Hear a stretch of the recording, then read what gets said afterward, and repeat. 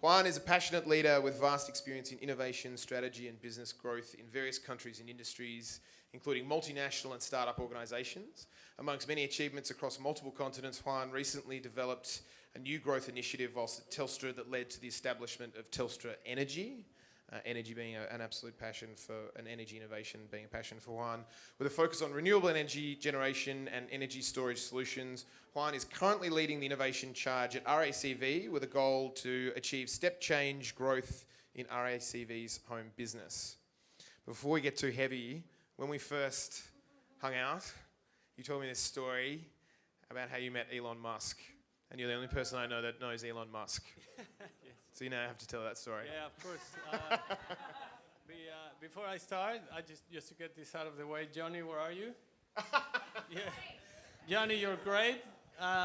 We'd both like to acknowledge Johnny and an influence he's had on our careers. Yes. And one more to David, who's never gonna dunk, but I really appreciate. You're an inspiration that you keep trying. So just. Leave that. So yeah, that was it was actually a very funny and it has to do with what you were talking about, innovation, because we found out that Tesla was going to do batteries like 8 months before they announced, and this is back in your role leading the program at Telstra. Yeah, and we found about it like 8 months, super secret, nobody knew, and we did the math. It was just like they were gonna cut the prices on batteries 7 years ahead of anything expected, right? We thought it was gonna change transport, it's gonna change everything, but nobody believed us. It was just like we kept talking about this. We couldn't say Tesla, but we would say, look, this revolution is coming. We have to do something about it. Telstra could do a lot about it, but nobody was listening. And then the launch was going to come, and I was, asking for permission like a good employee. Can I go? This event is very important, and I was just not getting the audience, right? So I actually had to put my career at risk, and I cannot tell you what we did to get there, but I got there. Please do. So once I get there, I was one of I think it was just 2 guys from Australia and a whole bunch of press, but I got a VIP pass so I could meet with Elon after the launch. So my goal initially was just to take a selfie, far away and say, look, I'm here, Elon is back there. And then when all this ended, I was in a room with probably like 8 people and him, the CEO of Solar City, his cousin, the co-founder of Tesla, all these big names, and me. And then I was like, okay, I'm gonna look like the biggest idiot ever, but I need to get a picture. He's just there, and how do I do this? So while building up the courage for it, I don't know if anybody knows Jon Favreau, the director. So he was there. He was actually the only one that was approachable enough. So I ended up talking, Iron Man with him and all these things. But so I built up the courage, and I was like, you know what? I'm here now. I don't know when's the next time I'm gonna meet with him, if ever. So I just asked for it, and he was great. We chatted for like 10 minutes actually. Very nice. And then took a picture. Mission accomplished. And then the story doesn't end there, because I wrote this email to all the leadership saying, look, this is important, batteries, again, all my story about batteries. And then I put the picture of me and Elon at the end of the email. And when I wake up, this was in LA, somebody was calling me, who are you? Why are you talking to Elon? You're in so much trouble. What did you say? And then actually, after all the storm, just sort of went down, the CEO of Telstra wanted to meet with Elon, and then the board went to meet with Elon, and all of a sudden this was this huge thing about, let's do batteries, But I think my point is that we went to... Our point is, where's the picture? I've seen it. Sorry? Oh, it's posted. The legit photo is apparently posted on our social. Yeah, I sent it to you. Yes. So yeah, that's how I met with him. But yeah, it's quite an interesting. So that's sometimes, and I'm going to go a little off script, sorry for a second here. The supposed energy crisis that's going on in Australia at the moment, Juan has been an innovator across multiple sectors, obviously at Telenor in Norway, more recently Telstra, now RACV, but energy and a fascination with energy and the opportunities that go with it have been kind of a core flavour of what you've been involved in. The promise... I just want to ask you one macro question. There's an argument that says we can't move to renewables and batteries because it's not going to provide stability on the grid. And then we had this recent kind of situation with Elon Musk and Mike Cannon-Brookes coming out and telling, the South Australian government that for $100 million in 100 days they could solve everything. How serious is that? It's serious, yeah. So. The argument about renewables being unstable comes from wind being unpredictable. So you don't know when wind is coming, and then all of a sudden you can have a lot of electricity, which can be bad to the grid. And at some points you might not have any wind, and then if you depend on it, what do you do? Solar obviously is a bit more predictable, but you get winter with less energy, and that's where batteries come in. So if you have a lot of wind generation, but you can store it. You can use it later, and the same with the sun, right? Most of the solar panels and people's homes or buildings have a surplus of energy that is currently put back into the grid, but again, that's where batteries come in. So the Elon tweet means, I'm willing to put a whole bunch of batteries in South Australia, and that actually could solve the problem. So do you see the current debate that's going on in federal politics as really just a blip on an inevitable march towards renewables and batteries? Yeah, it's just a question of price. So and the thing is, and what people don't understand is technology, renewable technology, and the difference here is that fossil fuels are a resource that you can exhaust that resource. Solar and batteries are a technology. And it evolves like a technology. So a laptop gets faster and cheaper every 2 years, doubles in production, yeah. And these are technologies too, and they will continue to evolve like that, and then it's pretty much unstoppable. So, damn straight. So on that cool, on that point of cool. When you look out, and I'm going to come back to a second of your exposure in innovating in the sector, but do you think that there are legitimate opportunities in this country for independent startups to take advantage of the current, energy market? So, and this is another great thing. Australia obviously has a lot of sun. Check. Yes. That answer is correct.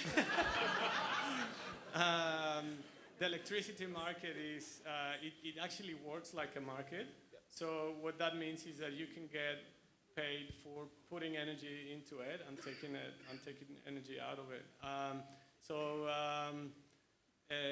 The reason why all these companies like Tesla, they mention it when they launched it, is the second most attractive market after the US.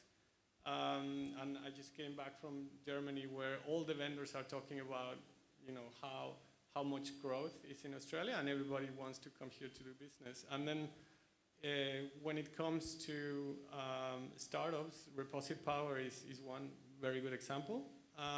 They started from Canberra, and what they do is just make money out of your home battery. And they started early, and there's companies now doing batteries in Australia, so it's happening. So the barriers to entry are low enough for legitimate independent startups to get involved in the sector at this point? And there's companies from the US getting established, so there's a couple of startups that I know that are just getting teams in Australia to get it growing. Cool. I'm going to race you through a couple of last questions because we went totally off topic, sorry. Yes. You just got back from Tel Aviv. As Melbourne and more broadly Australia is just gaining momentum, we were talking about that with Dan before. Views from abroad, what were your learnings and experiences in Israel and Tel Aviv? For most of us in this room would understand that increasingly the true north of innovation economy seems to be shifting from Silicon Valley a little bit towards Israel. Yeah, so Israel is really bubbling with startups, and one of the main reasons is, or I guess there's two. One is they have very limited resources. We talked about it earlier. You can travel, anywhere in Israel in like 2 hours. It's a very small country, very, desert, like very dry. There's not a lot of things. Get to Geelong. Yeah, exactly.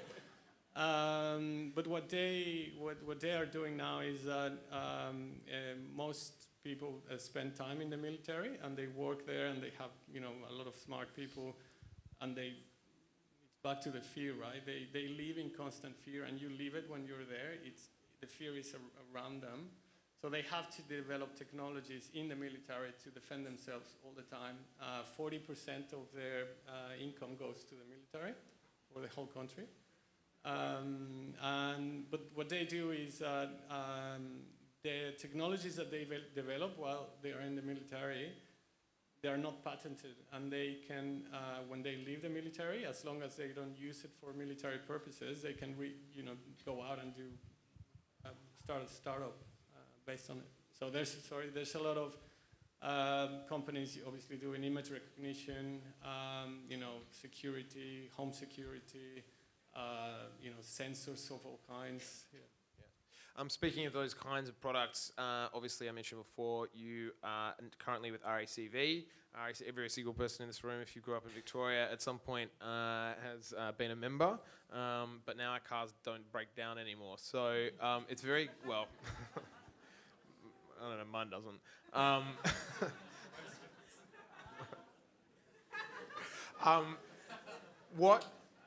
What drew you, and with respect, you have a rare skill set, it's in demand. What drew you to the opportunity to join an organisation like RACV?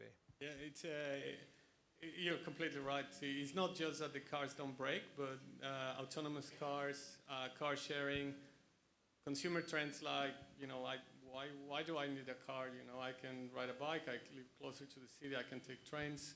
So it's all changing, and what attracted me first is that they had the foresight to see this, but they are actually committed to do something about it. So there's some people here and from RACV, but the challenge is massive. We need to generate $100 million in profit in 10 years that don't exist today. So when I said like your job was incremental revenue growth, is that what you mean? Wow. But we're entering in areas that have the potential. So in the home, we're tackling energy, we're tackling home care, we're tackling security, but and also trades in the home, which is you wouldn't imagine the size of the market when it comes to home trades. It's billions in Australia, so it's... and still highly fragmented. I think Census had a crack a couple of times, and a few other people, but yeah. So there is an opportunity, and we obviously believe we can do it. Yeah. It's the job of us all, isn't it? And then it's an experiment when it doesn't work. Yeah, exactly. then we get fired.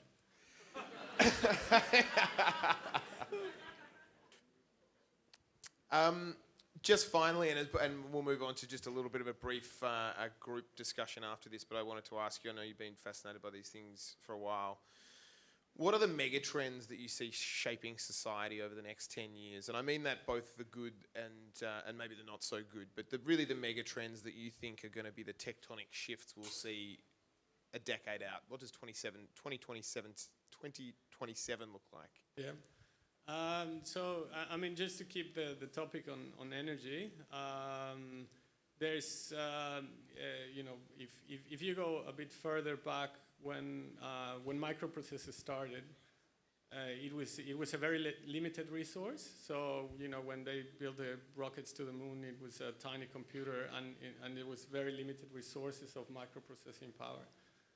When Intel came and with Pentium and all these things, it was all of a sudden abundance of processing power, and then with that came a lot of stupid inventions and games and things like that. But then that led into a whole revolution of laptops, iMacs, all these things.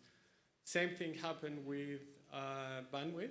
So it started as a very limited resource. For those of you who had a modem and tried to download an image, at the time it took like an hour, and you just saw it download, and you were patiently waiting. And today we can see 4K movies in Netflix, right? And it started with abundance of bandwidth. So I believe the same will happen with energy, where all of a sudden with being able to generate power and store it, or energy and store it, all of a sudden you will have abundance of it. And what are we going to do with it? It will affect transport, it will affect planes, it will affect even small devices. It's a mind-blowing concept, and honestly, it's on your LinkedIn profile. We'll gather all the reference stuff that comes out tonight. We'll email out, but your article on LinkedIn around that is absolutely fascinating. When you contemplate it, an abundance of energy in the same context, you think, what does the future look like? It certainly had me thinking. So. Thank you very much. Yes. Just a quick. This is the most jet-lagged man of all time, too, by the way.